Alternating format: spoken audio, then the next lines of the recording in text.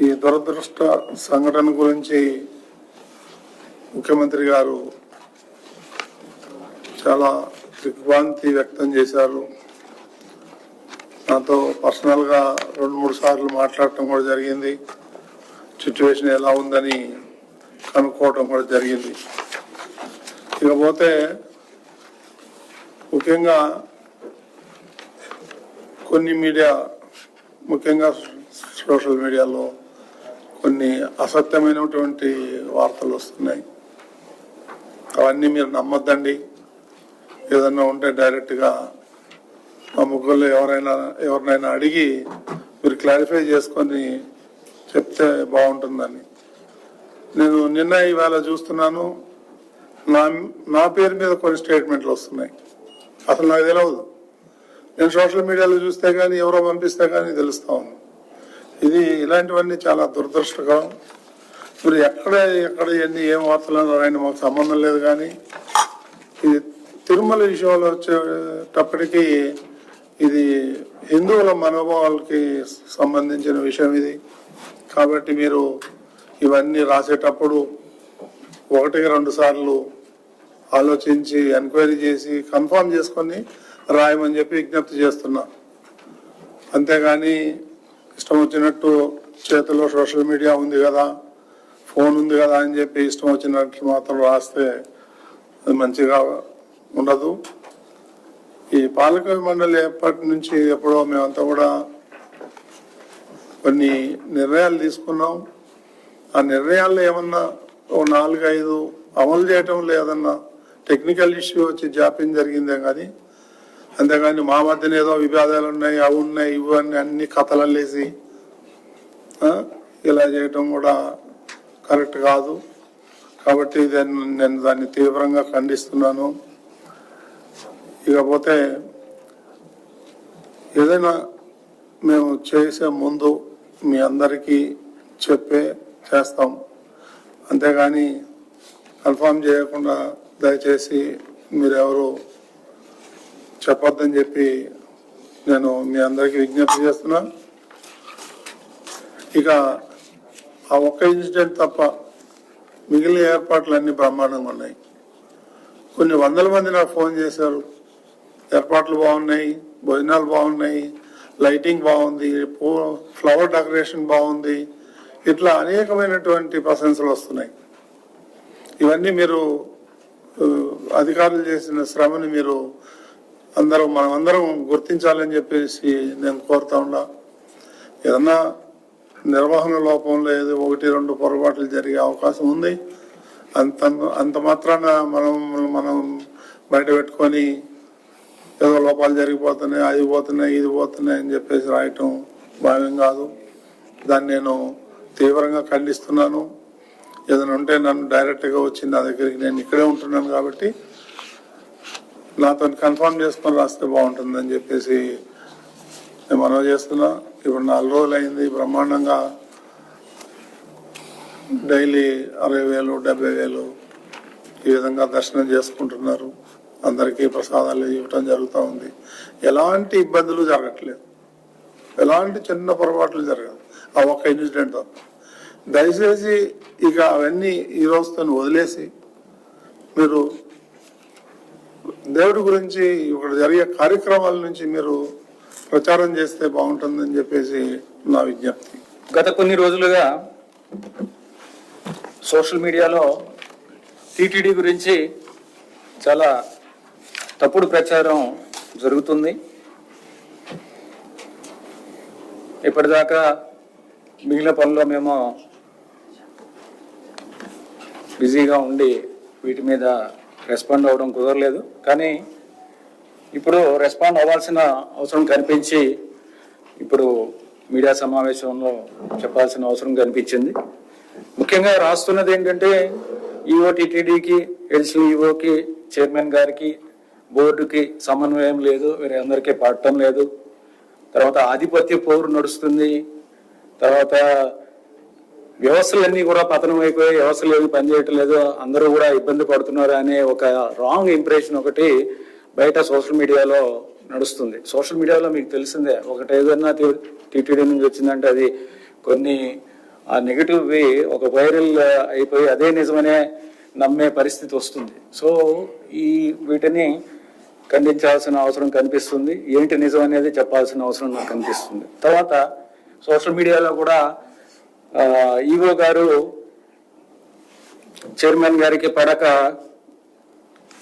ఏకవచనంతో ఆయన్ని సంబోధించారనేది ఒకటి, ఆయనని గౌరవించట్లేదు అనేది ఒకటి, ఇలా రకరకాలుగా అదే నిజం అన్నట్టుగా అది రకరకాలుగా అదొక ఈ వైరల్ న్యూస్ లాగా తయారైంది.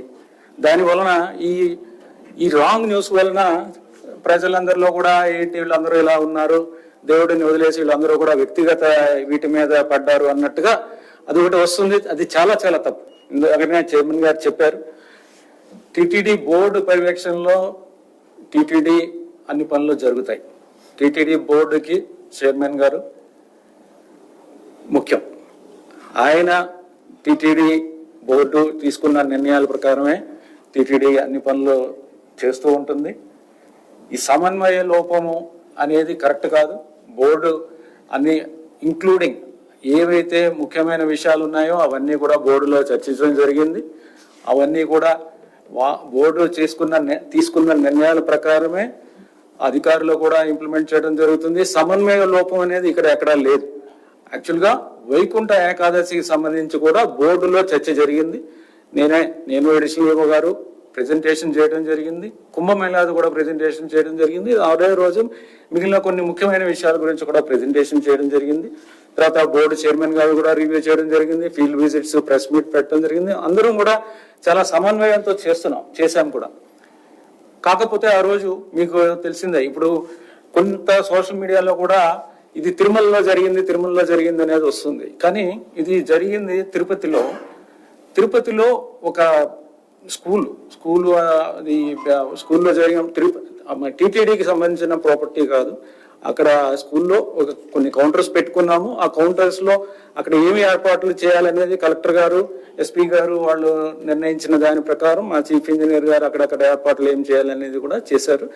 దాని తర్వాత కోఆర్డినేట్ చేసుకున్నాము. కాకపోతే అన్ఫార్చునేట్ గా ఆ టైంలో వదిలేటప్పుడు కొన్ని ప్రోటోకాల్ ఫాలో అవ్వాలి. ఎక్కడన్నా గుమిగూడ ఉన్నప్పుడు భక్తులందరూ కూడా ఎలా అయితే తిరుమల టీటీడీ ఎలా అయితే సివి అండ్ ఎస్ఓ అండ్ మిగిలిన టీటీడీ అధికారులు ఏ విధంగా చేసుకుంటారో అక్కడ పోలీసు వాళ్ళు కూడా అదే ఫాలో అవ్వాల్సిన అవసరం ఉండింది.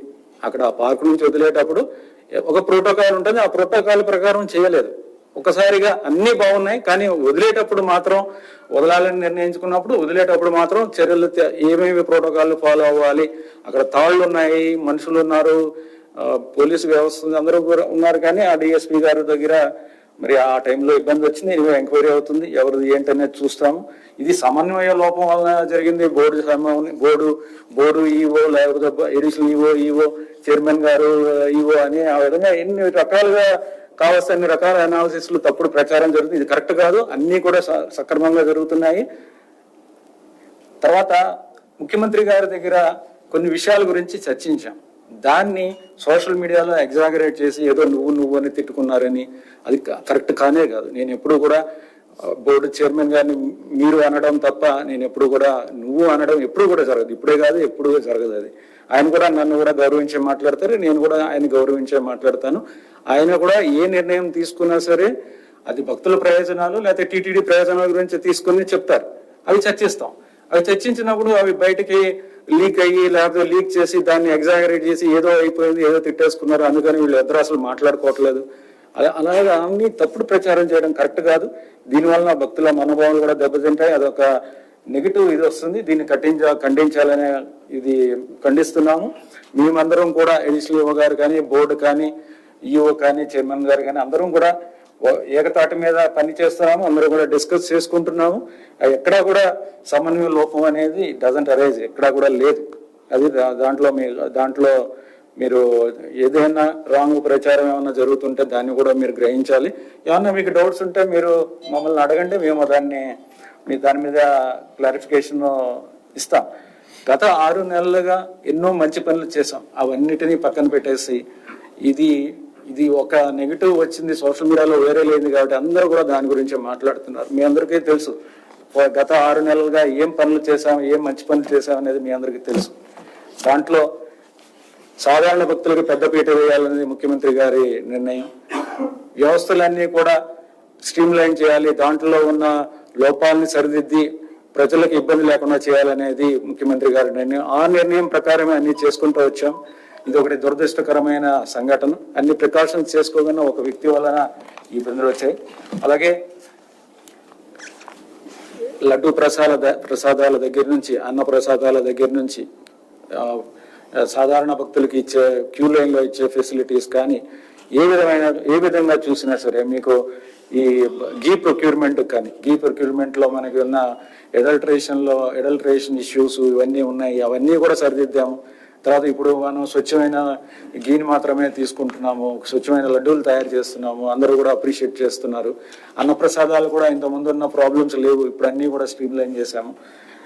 అలాగే అన్ని రకాల అకామిడేషన్ లో బ్రోకర్స్ ఉండేవారు, అవన్నీ బ్రోకర్స్ తీసేసాం. ఇప్పుడు విఐపి దాంట్లో కూడా 200 మంది రోజు బ్రోకర్లు వచ్చి తీసుకున్నారు, అదంతా కూడా తీసేసి దాన్ని స్ట్రీమ్ లైన్ చేసేసి ఆన్లైన్ లో కూడా స్ట్రీమ్ లైన్ చేసి పెడుతున్నాం. ఇలాగే 40,000 మంది బ్రోకర్స్ ని సిస్టమ్ నుంచి తీసేసాం. ఆన్లైన్ సిస్టమ్ లో 40,000 మంది బ్రోకర్లు ఉండేవారు, అదంతా తీసేసి వ్యవస్థ అంతా కూడా పటిష్టవంతంగా చేసేసాము. అలాగే ఆధార్ కూడా మేము ఒక నోటిఫికేషన్ రావాలి, అది కూడా ఇంట్రడ్యూస్ చేస్తాము. అలాగే విజిలెన్స్ వ్యవస్థ కూడా బాగా పనిచేస్తుంది. వారు కూడా రోజు ఆల్మోస్ట్ డైలీ బేసిస్, ఇంతకుముందు లేనట్టు కొంతమంది బ్రోకర్లు ఈ కొన్ని లూప్ హోల్స్ ఏమన్నా పట్టుకొని చేద్దామనే దాంతో బయట, అంటే సిస్టమ్ లో లూప్ హోల్స్ లేవు కానీ ప్రజల్ని మోసగించి చేసే పనులు చేస్తున్నారు. అంటే మేము ఇప్పిస్తామని డబ్బులు తీసుకోవడం, అలాంటి వాళ్ళు పట్టుకోవడం కష్టం. అయినా సరే విజిలెన్స్ వాళ్ళు పట్టుకొని వాళ్ళందరినీ కూడా ఎఫ్ఐఆర్ లాడ్ చేయడం ఇవన్నీ చేస్తున్నారు. వ్యవస్థలు ఇంకా స్ట్రీమ్ లైన్ చేయాల్సి ఉన్నాయి, అన్ని అయిపోయాయని చెప్పట్లేదు, అన్ని కూడా 1 by 1 చేసుకుంటున్నాం. చాలా వరకు ఆపరేషనల్ ఇష్యూస్, అంటే భక్తులకు సంబంధించిన, దర్శనానికి సంబంధించిన వచ్చినప్పుడు వాళ్ళు ఇబ్బందులు ఎదుర్కోకుండా వాటికి సంబంధించిన వరకు స్ట్రీమ్ లైన్ చేశాము. తర్వాత భవిష్యత్తులో కూడా చేయాల్సినవి చాలా కార్యక్రమాలు ఉన్నాయి. ఒక మాస్టర్ ప్లాన్ తయారు చేసి విజన్ డాక్యుమెంట్ తయారు చేస్తున్నాము. అలాగే ఎన్నో మంచి కార్యక్రమాలు చేయాల్సినవి ఉన్నాయి. ఇక్కడ తిరుపతిలో ఉన్న, తిరుమల టీటీడీలో ఉన్న దేవాలయాలన్నీ కూడా డెవలప్ చేయాల్సిన ఆవశ్యకత ఉంది. దానికి సంబంధించిన ప్లాన్స్ కూడా, డెవలప్మెంట్ ప్లాన్స్ కూడా తయారు చేస్తున్నాం. పద్మావతి అమ్మవారి దేవాలయానికి కూడా అక్కడ కూడా ఇంప్రూవ్మెంట్ చేయాల్సినవి ఇవన్నీ కూడా చేస్తున్నాము. అన్ని రకాల కార్యక్రమాలు బాగా చేస్తున్నాము. ఎవరు కూడా, భక్తులందరూ కూడా ఇంతకుముందు ఎలాగైతే ఇక్కడ ఫెసిలిటీస్ ఉపయోగించుకున్నారో ఆ విధంగా ఉపయోగించుకోవచ్చు. ఎక్కడా వ్యవస్థలో లోపాలు లేవు. భవిష్యత్తులో కూడా మొన్న జరిగిన ఇన్సిడెంట్ లాంటివి జరగకుండా ఉండడానికి ఏమేమి చర్యలు తీసుకోవాలి, టీటీడీలో అయితే, తిరుమలలో అయితే అసలు ఇబ్బంది లేదు. బయట ఎక్కడన్నా సరే జరిగినప్పుడు, ఏమైనా కార్యక్రమాలు చేపట్టినప్పుడు ఈ వ్యవస్థని ఎలాగ మనము ఉపయోగించుకుని దాన్ని డిస్ట్రిక్ట్ అడ్మినిస్ట్రేషన్తో లేకపోతే ఎస్పీ గారితో, పోలీస్ వ్యవస్థతో ఏ విధంగా కోఆర్డినేట్ చేసుకోవాలనే దాని మీద కూడా చర్యలు తీసుకుంటున్నాం.